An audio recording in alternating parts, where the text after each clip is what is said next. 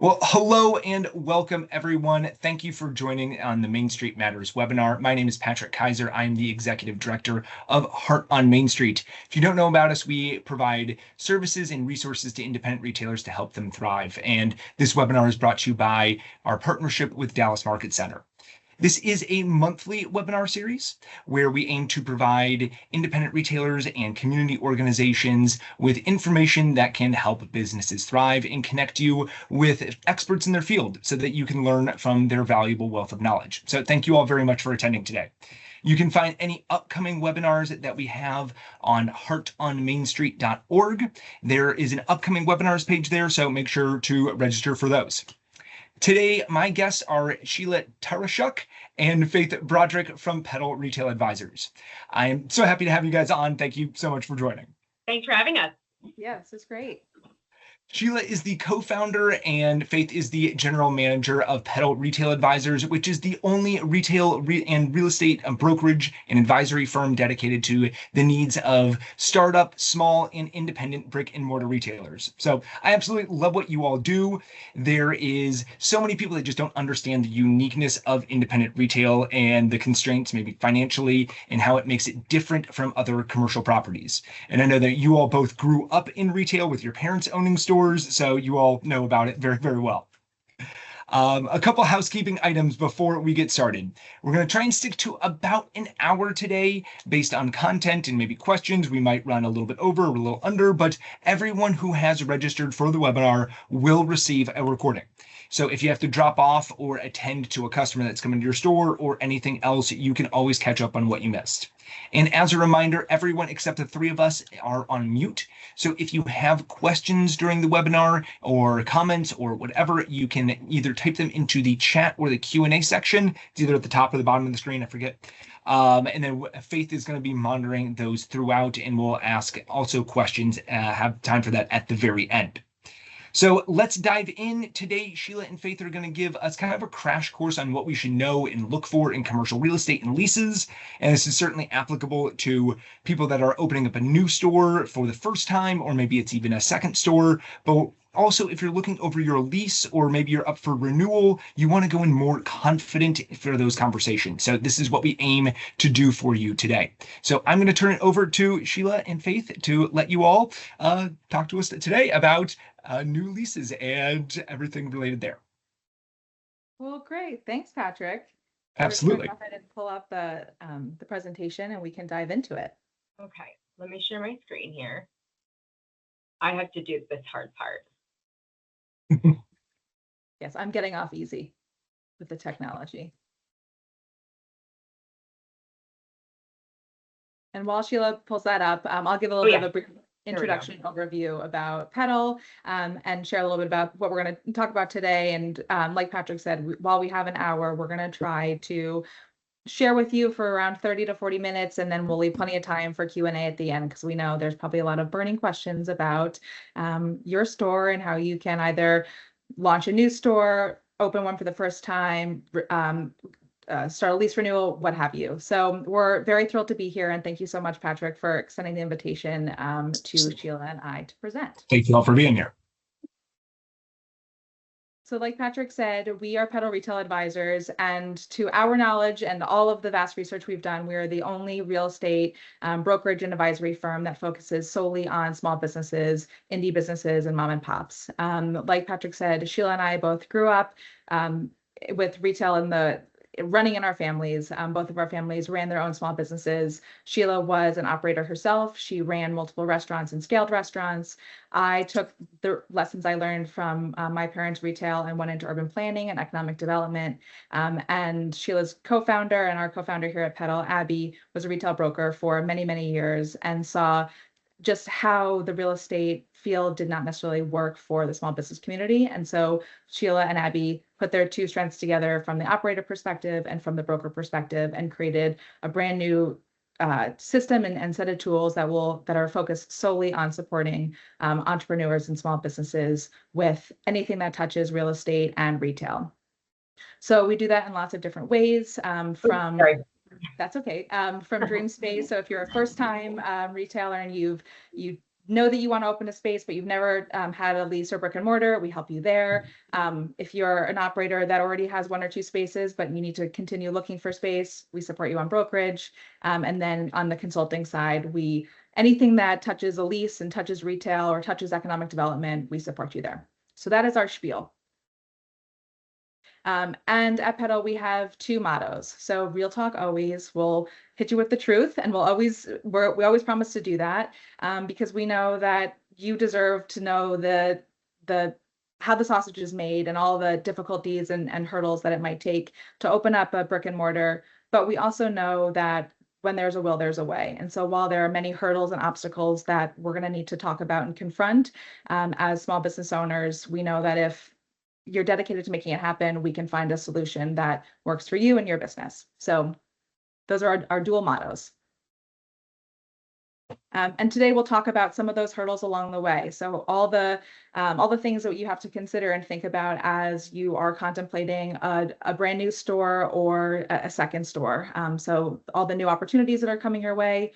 And if you're already operating and you're contemplating a renewal, sort of all the things that you'll need to do and think about to make sure that your renewal works for you over the next 5-10 years. And then, like I said, we'll leave plenty of time for Q&A. So from there, I'll turn it over to Sheila. Great.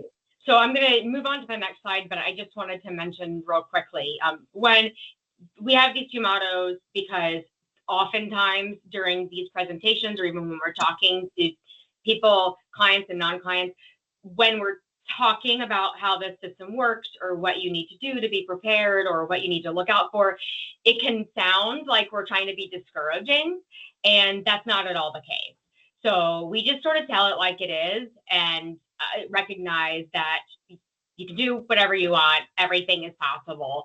So none of this is ever meant to sound discouraging at all. So we're going to really scratch the surface today.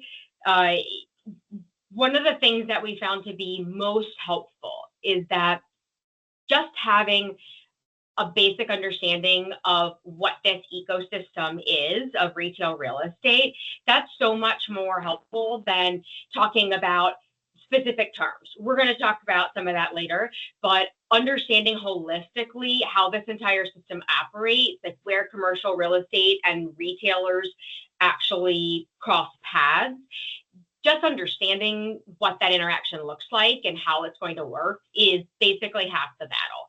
Because as you all probably know, like, no one understands what it's like to be a retailer unless you've been a retailer. You just don't.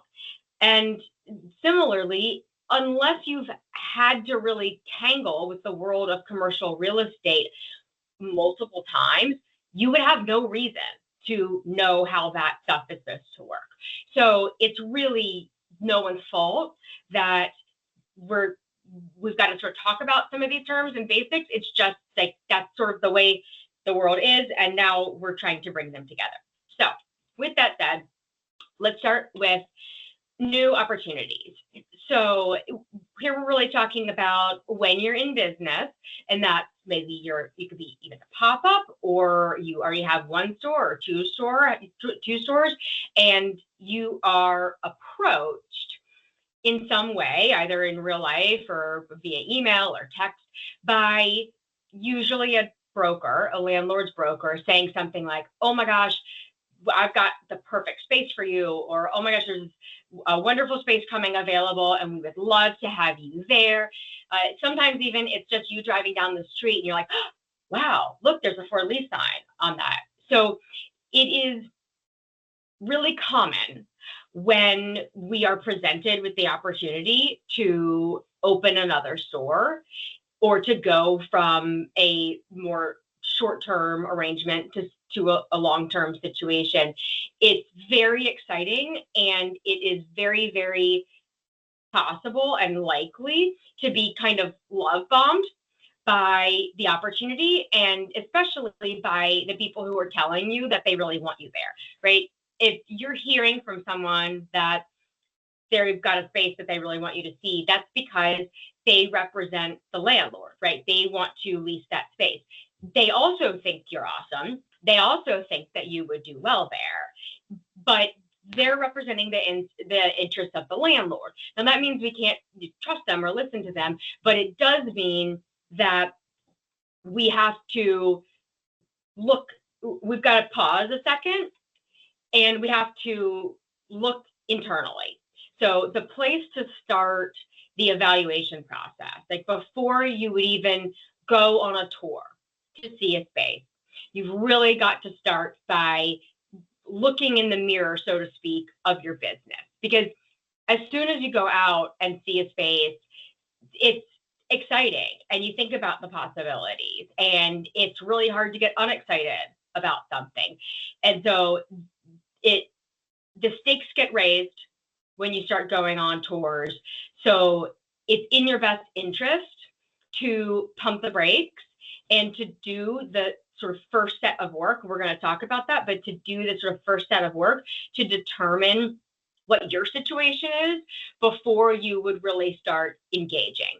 I think this is particularly, it's particularly, risky is not the word, but when you're a retailer, it can get really boring, like doing the do every day, right? Say like same day, different problems. So when you see an opportunity for something new and exciting, or when someone comes to you, it's like everything in our body like wants to pursue. It's like, this sounds exciting. So it's like, that's totally normal and totally natural. And it may be that it makes a lot of sense. But we have to start by evaluating the situation of the business. We're going to talk about that, but that's the place to start before you really start going down that path. Why is that the case? Because leases are legal documents. They are binding contracts that last for many years. Most commercial leases are 5 to 10 years long. Why is that the case?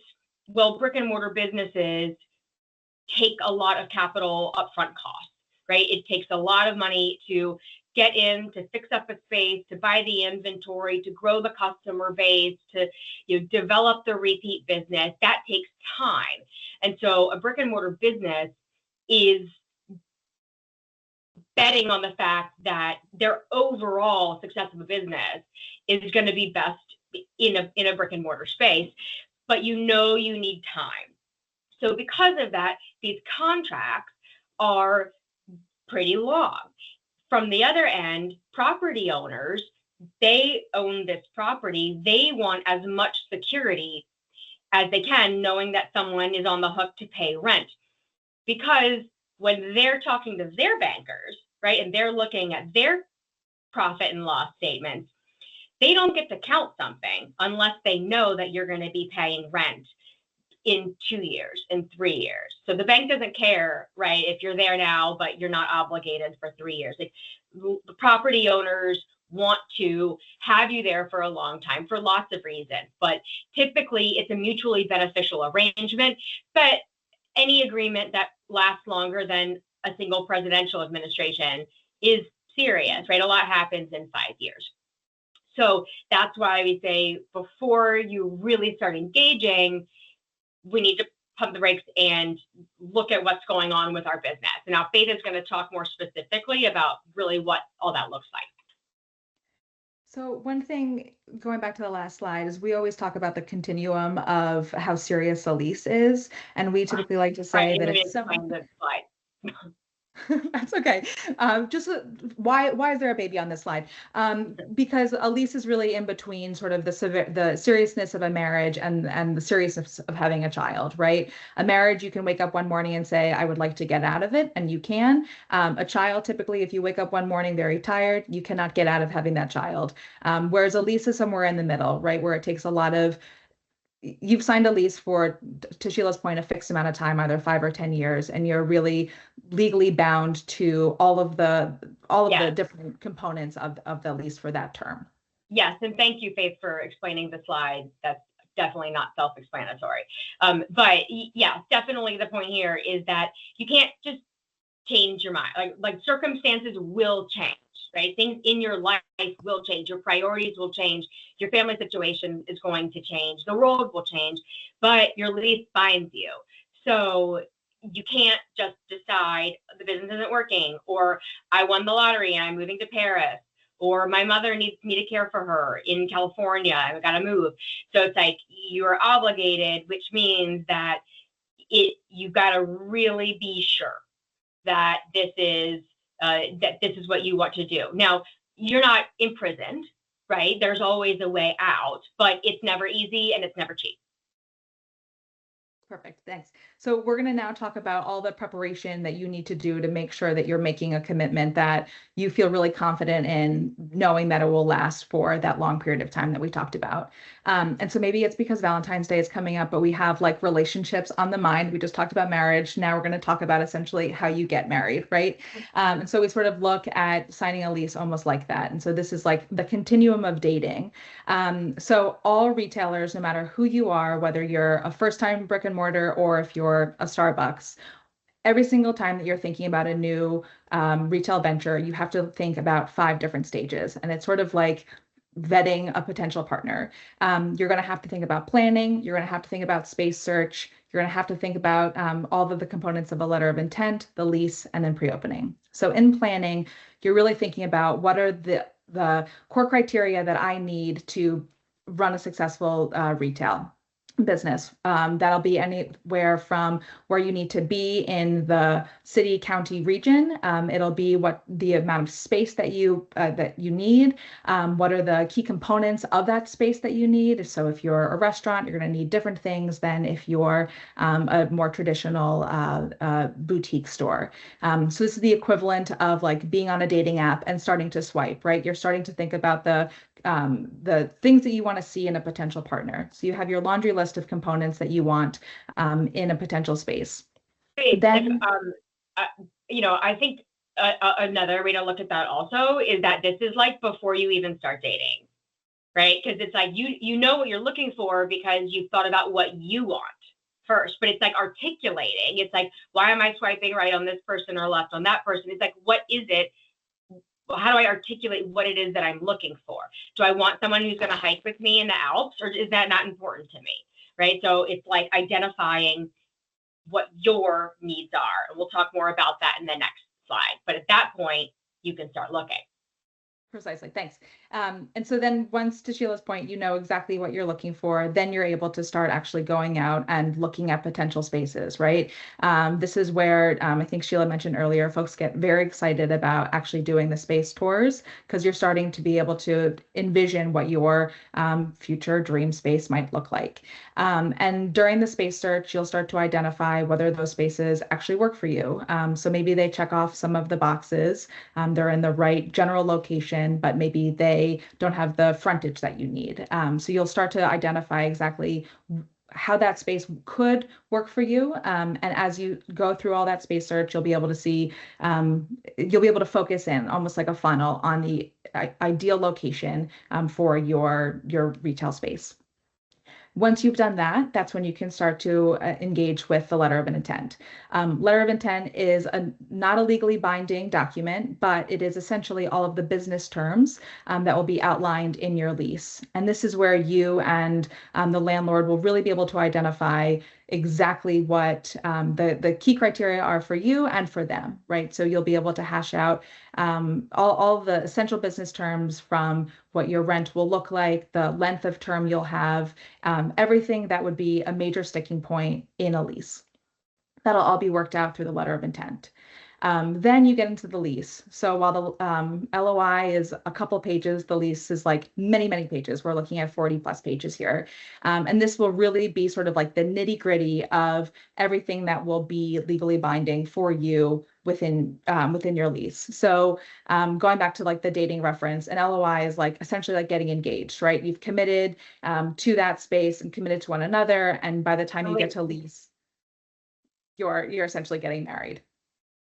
And then unfortunately, the metaphor ends there because the pre-opening phase is not quite a honeymoon. There's a lot of work to do. And part of that, you're looking at build out, you're looking at construction, you're contemplating all of your pre-marketing, opening, your staffing, you're doing all of the components to gear up and get ready for day one. And then maybe that's when the honeymoon starts, when you're working and the doors open. And the analogy sounds silly, but when you think about it, it actually really makes a lot of sense. Like, you really need to know what it is that's important to you before you can identify like what's even attractive, right? Like, space search is like walking into a bar or an event and you're like, you're cute, you're cute, you're cute, but you don't know anything about anybody, right?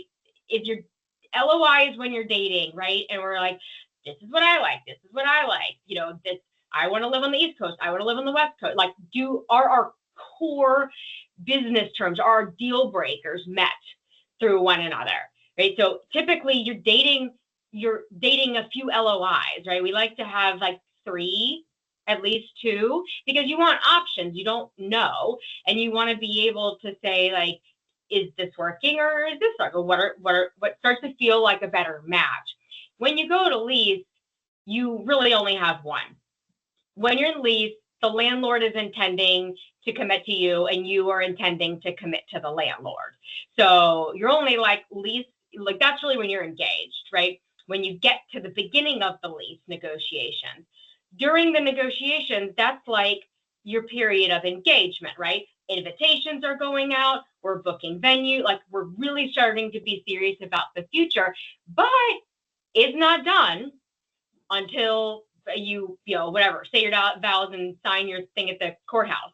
So you can bail at any point until that lease is signed. So you won't get your deposit back, right, for your venue. You are paying for your lawyer, money you won't get back, but way better to bail before you commit than to commit to the wrong person or space. Okay, perfect. So part of the one of the major like fundamentals of finding the right space is doing all of the planning first. We've talked about how this whole process takes a long time, and planning is the fastest way to get through it because you will understand exactly what you need and what your key criteria are to open up a space by really sitting with all of the fundamentals of what you need to have a successful retail business. And so we talk about this as figuring out your BLTs, which is your budget, your location, your timeline, and your space criteria. And all of these pieces are interconnected. So your budget, what you can spend on a build out, will be impacted by the location. And the location may impact your space criteria because there may be some locations that just don't have the right zoning for you. And the space criteria may impact the timeline. So these are all sort of holding hands on one another. But the point about planning is really to be able to plan for how to optimize your business, right? How to have the most successful business you can. And so you're sitting with your budget first. You're thinking about your projections over the term of your lease, right? So 5 or 10 years, you're looking at your projections, and you're thinking about your capital budget. Exactly how much money will you have on hand to be able to build out and get open day one, and then be able to begin operations and carry yourself through that first year. Your location is really where you're thinking about your target customer, both who are they, where they live, where they like to work, and what type of space do they feel like comfortable like walking into. How do they get there? Are they drivers? Are they walkers? Do they take the metro, depending on where you are? Those are all the sort of things you want to be thinking about in terms of how your core customer and your target customer will view your location. Your timeline, this is really a reflection on everything that you're going to need to get open. So it's how much money do you have available? And if you're going to need to fundraise or if you're going to need to take out a loan, that'll impact your timeline. Depending on the type of retail space you need and what you need to what you're going to need there to make your business work. Like the build out may be slightly more complex, which will either add to the timeline, or if it's not complex and you can get away with a little bit of a white box, then your timeline will shrink there. And then thinking about the how much time you actually need to get open and when you want to be open, depending on the type of retail business you are, the seasonality will also impact sort of your timeline and the spaces that you're choosing based on that. And then your space criteria, those are all the essentials that you're going to need to run a business, right? So if you're a restaurant, you're going to need venting, and you're going to be thinking about spaces that have the appropriate venting and grease traps for you. If you are doing more catering or wholesaling, you're going to need a different type of loading component than somebody who is not doing those things. So space criteria is really all of the fundamentals that will inform the type of brick and mortar business that you're looking for. So these BLTs are really essential as you start going into the space search, because if you don't have this figured out, you're going to start running into these questions as you're looking at spaces, and it's going to be a little overwhelming as you're trying to figure out the planning while you're looking through the space. Yeah, and you can imagine that if you haven't put all this down first to say, all right, this is what my business needs. This is the rent I can afford. This is how much I can spend on the build out. This is, my business has to have customer parking, whatever. If you haven't identified the things that are essential for your business, you can see a space that looks amazing and you're like, well, do we really need customer parking? Or like, maybe I can, I'll add coffee and then we'll sell more. So it's like you start kind of compromising your business to make an opportunity work. But if you anchor yourself first, you're really making it, you're holding yourself accountable to what you've already established you need. So that when you go out into the world looking for space, you are really ready to engage. When we get to space search, this is one of the most misunderstood parts of this entire process. Because normal people, we feel like, great, this is it. Like, I'm going to start looking at spaces. And I'm going to see if I like this, see if I like that. And so we treat it almost like we're the test driving cars, right? Or we're going out to see if we like something. But in reality, the negotiation between ourselves and a landlord begins the moment the landlord's broker unlocks the door for us, or the moment we meet out front. Because as soon as we are eye to eye with the landlord or their broker, they're immediately sizing us up to say, is this person, is this business capable of being successful here? Are they capable of actually making it all the way through a transaction? Are they likely to have the funding they need to do the kind of build out that I know that's required here? So for those reasons, it's really a lot more like a job interview. So when you go into the space search, you are ready, right? You have your elevator pitch prepared. You know what your criteria are. You're familiar with your projections. You know who your customers are. You've thought about all of these things. You've already seen the space, right? You've driven by before, and you're saying, what's going on in that building over there? Or like, are those windows being replaced? So it's not your first time being there, because when you show up as informed and professional, then immediately you're signaling to the landlord and their side that you're to be taken seriously, and that you're familiar with this process, and you're going to be engaged, and you're not just going to be steamrolled during this. And frankly, most landlords don't want to steamroll you. They want to engage with a business that is professional and looks like they're going to be able to pay that rent for 5 or 10 years. So that means like it's less about being taken advantage of and more about even being allowed to be considered to negotiate a deal, right? Because landlords, property owners do not have to lease to anybody they don't want to. So it's completely within the property owner's discretion, which means that there's a lot of sales sort of on our ends as business owners to be walking in and saying like, yeah, I'm ready. Let's do this. So we looked at some spaces. Great. We found a few that we think we like. Great. We're starting to date now. We found a few that we like.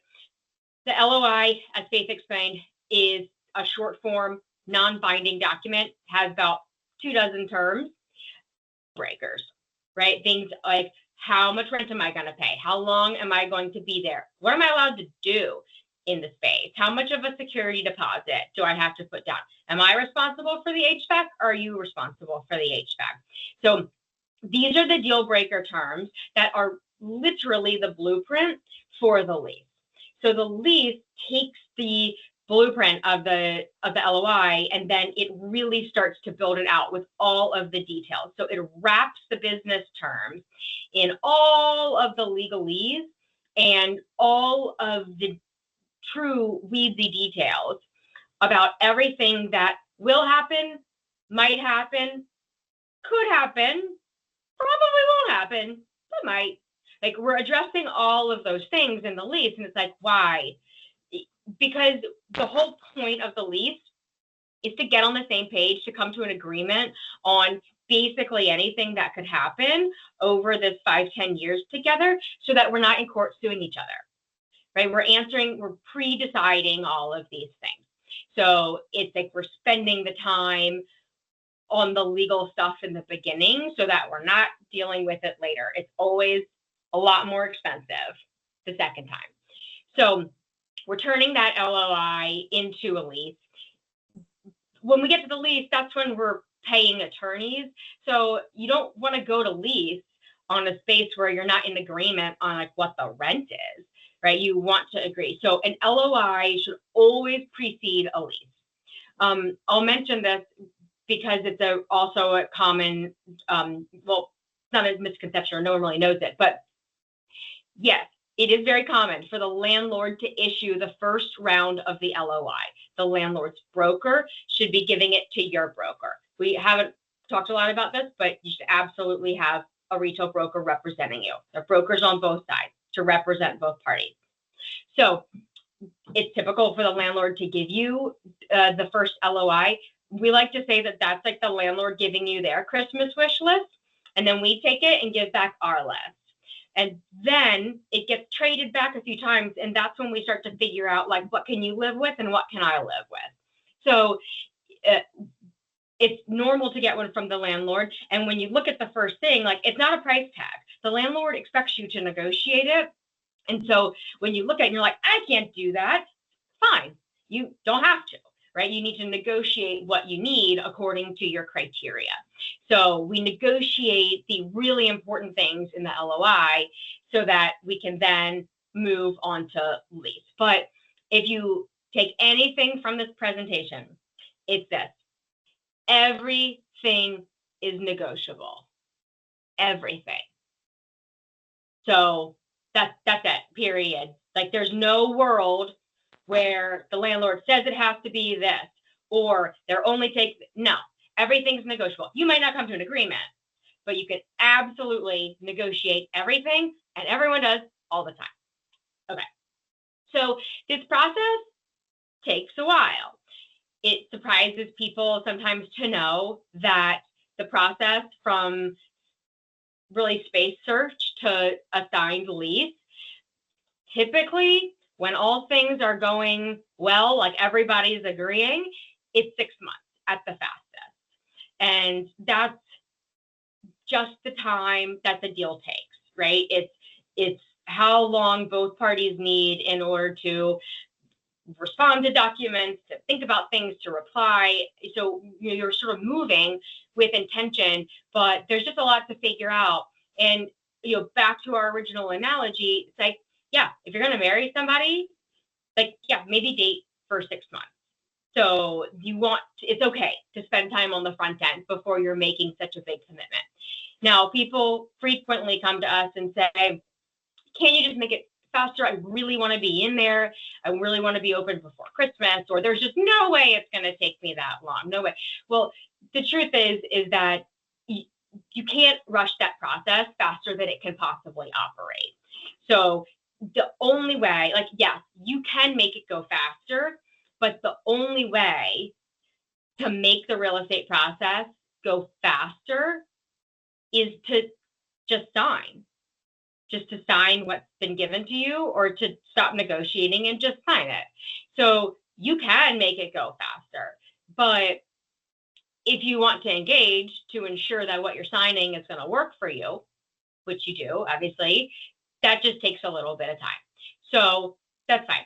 Like, just know that, because when you're looking at a space, like, generally we like to say you should be thinking probably a year away. And that's So it depends on what kind of business it is, but generally, like, you're not going to be open in 6 months. You shouldn't be. Well, you could if you don't negotiate.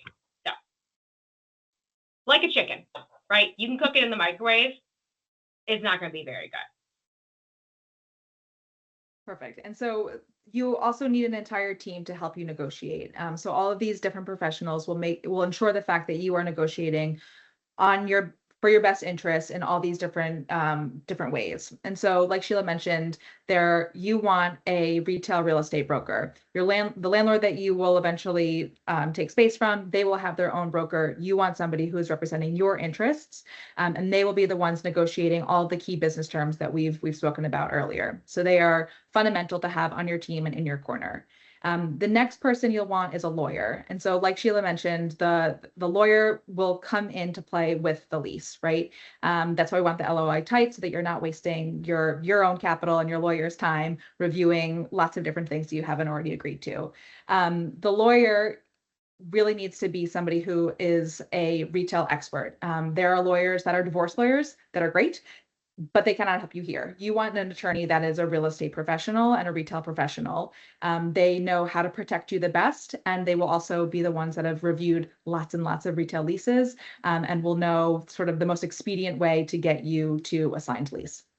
So very important that you have a lawyer that's specialized. You'll also want contractors and architects throughout this entire process. Sometimes it's just the contractor, sometimes it's contractor, architect, project manager. But these folks are really important because they can tell you if the space that you're looking at will actually work for your business type. They can help you with a test fit. So if I am a boutique spin studio and I'm looking at a space and it's not a perfect box, I would want an architect to tell me, can I actually make this space work for me before I enter into lease negotiations, right? So the architect will help you there. The contractor will also tell you and help you figure out exactly how expensive it will be to build out. So as you're now contemplating your construction cost and your build out cost, those are key components that will then be layered into the LOI and the lease so that you're advocating for lease terms that work for you, whether it's through tenant improvements or through a rent that is adjusted based on how expensive it will be to actually build out your space. And then the last person that you want in your corner is an insurance broker. The lease has a lot of information about insurance that you will need to carry by the time that you either start construction or you open. The insurance broker is somebody who can tell you if the terms that you're getting from the landlord are appropriate. They'll tell you if it is appropriate for your type of business that you're running, and if it's the market, right? So if you're a retailer and they're asking you to carry insurance that a restaurant, or I was thinking of like something that's very experiential, your insurance broker can tell you. You don't need the same insurance that Target does. Right. I'm thinking of a very specific type of throwing activity indoors. At any rate, you only need the insurance that you need to carry as a retailer versus insurance that may be sort of ad hoc depending on your needs. So these are the full team of folks that you're going to want in your corner as you are signing your lease and your LOI. The other person that is not paid by you, but I think is very important, having been an economic development professional myself, are your Main Street directors, your BID, your business improvement district directors and managers, and then any folks that work in your economic development corporations nearby. Not every neighborhood or Main Street has somebody who's working day in and day out to make sure that the retail environment thrives. But if you are in a neighborhood that has somebody in that seat, make sure you talk to them. It doesn't matter if you know what question you need to ask. Just like if you go to a library, sometimes you just you want to read a book, but you don't quite know what books are out. Just go and ask and see what that person has to say, because more often times than not, the economic development professional that's working on your behalf has a lot of information that they'd love to impart and share with you that you will be able to internalize and utilize throughout this entire process. And vice versa, if you are an economic development professional or community development organizer, you never know who's going to walk through your doors. So make sure you have enough resources so that they are prepared and they can walk away feeling as though they've taken something really valuable. So we have a lot of resources for those types of organizations. We have, if this was the the entry level into retail real estate. We have sort of a deeper level called Foundations of Real Estate. It's a 90-minute training course that really gives you all the retail real estate fundamentals for the economic development professionals, so that you can make sure that you're communicating really like strongly to all the retailers that are coming to you. And then we do consulting work for retailers and main streets across the board in a variety of ways. But at the end of this call, we can talk to Patrick and find a way to make sure that folks who want the Foundations of Real Estate course can get that from us. Okay, great. So our business is open, we're operating, and great news, we're approaching the end of our first term of our lease. So, oh my gosh, it's year 4, we're starting year 4, and it's time for us to decide, are we going to renew our lease? Do we want to continue operating in this space? Do we want to relocate? Do we want to close? What do we want to do? So we'll talk about lease renewals. And this is really what the decision to stay in place at the expiration of your lease term. We have a resource, it's this great PDF that will guide you. It's like a decision tree that will guide you through when, how, and to engage with your landlord, depending on your situation, and where you find the information you need in your lease. So this is just a little snippet of what it looks like. The decision tree will help you figure out, like, am I staying, am I leaving? You know, how long do I need? How do I approach my landlord? One thing that we like to flag here is that whatever your plans are, you should really kind of set a calendar reminder for like a year before the expiration of your first term of your lease, because there will be a date in your lease that you have to provide notice, right? Where the landlord says, you've got to tell me 6 months before your term ends if you're going to stay or not. But that's when you have to tell them what your decision is. So you need time before that to figure out, like, what do I want to do? Is there anything that I want changed before I sign to extend my lease? So if you're looking at things about a year out, that gives you really enough time. If you know you want to move, you've got a little bit of time to do that. If you aren't sure, the landlord, you think they might want to raise rent, or because you haven't already locked that in, whatever it is, like having a year, you can always put it down and pick it back up 3 months later, but it always takes longer than you think. So you definitely want to be starting to think about the end of your lease at least a year before it ends. So when you initiate the discussions, it really kind of depends on your situation. But like I said, it's usually sooner than you think. These conversations take a long time. And then some of the factors that impact the timing are whether or not you have a renewal option. Ideally, if you've worked with a good broker the first time, you have at least one renewal option, which allows you to make the decision about whether you want to extend for another 5 years or another 10 years. So typically, we see renewal periods given for sort of like equal to the same amount of initial term. So what do I mean by that? If I'm signing for 5 years, I'd like to get a renewal option for another 5 years. If I'm signing for 10 years, I would like 2 renewal options, 5 years and then 5 years. But the goal when you have a successful business is to keep keep growing, keep, being a part of a community, succeeding. And you want the security to know that I got my lease, this is the rent we're going with, and I'm safe to be here, over this long, into the foreseeable future. So ideally, you have a renewal option. Either way, there's a notice date about when you need to let the landlord know if you want to stay or go. If you don't have a renewal right, a renewal option, then you don't have the right to say, yes, I want to stay. When you have a renewal option, you're saying, I want to stay, and all of the terms that I've negotiated in this lease are just going to stay. Same lease, another 5 years. When your lease expires, if you don't have that lease renewal option, you're essentially that's when your landlord can raise your rent, right? Because your initial term, that's over. So everything that you agreed to, blank slate. So that's one of the main reasons that we want renewal options. But generally, depending on whether you know you're going to stay and you've got the right to do that, or you want to stay and you don't, you might need more or less time. Is your rental rate in your renewal option, did you already determine it? Yep, it's just another 3% increase over the next year. Or does it say it's going to be the market rent where we've got to negotiate it a little more? Are there any things that we know we want to change in our lease? Like, we've been a bookstore, we're only allowed to be a bookstore, but we want to add a coffee component. Or we are a boutique and we want to make sure we can do, private events where people can have cocktail trucks out front, whatever it is. Like, if you want to change terms in your lease, you want to think about that to put on the table when you're renegotiating, when you're renewing your lease. And then also, you want to think hard about, would you want to relocate? Like, if you don't get, what are your deal breaker terms this time? And if I can't get them, do I want to go somewhere else? What other opportunities are there? Is there another space that's better? What is it? So it's like, these are all the things that you want to think about that impact the timing there.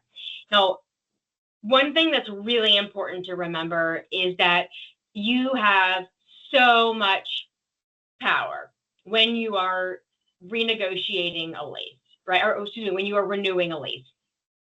Once you have already proven to the landlord that you're a good tenant who pays rent on time, and lovely people from the community come, you're bringing value to their property, they really want to keep you. And even if they think, well, I feel like I could get higher rent somewhere, it is always cheaper to keep your current tenant. So there's like a little saying in retail real estate, cheaper to keep her. So ideally, your landlord wants you to stay. So knowing that, that's sort of baseline. But also, you're now a proven concept, right? If in the beginning, maybe you weren't, you've shown that this works. That's why you're re-upping for another 5 years. So you really want to think about and start to write down like how awesome you are. So when you're thinking about, you already know it. If you're a business owner, like all the wonderful things that you do for the property and for the community and everything you've done. So like, start keeping a record of that, because you know it to be true. And when you need it, it's a lot easier if you've already written some of these things down.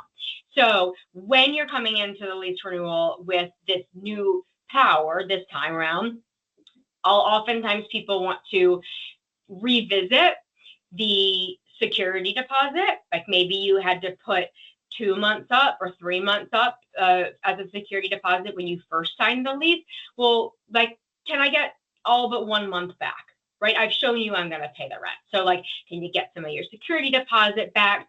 If you had a full guarantee, a full personal guarantee on the lease term, can you get it down to a limited term? Can you get it to 12 months?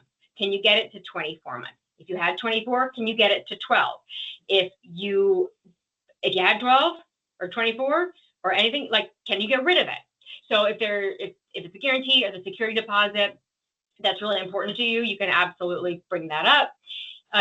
Your store probably needs a refresh about every 5 years. So would you like the landlord to give you $20,000, $30,000, $80,000 to help you redo the floors or paint this, whatever? So what do you want to refresh, and can you get some money out of the landlord? Do you want to take over your neighbor's space? Do you want to pop into a storage unit, like, or a storage area next door? Like, do you want to expand in place? So if you want to do any sort of expansion, that would really be part of the renewal as well.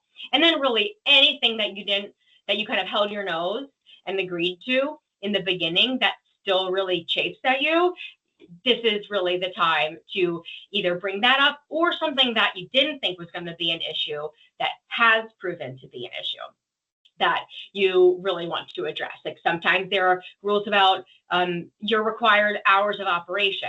Maybe that's something that you really need changed. So That was a lot. There's a lot more. We're always happy to make sure you're getting the information you need. We have a YouTube channel with more videos than you could ever want that define every single LOI term.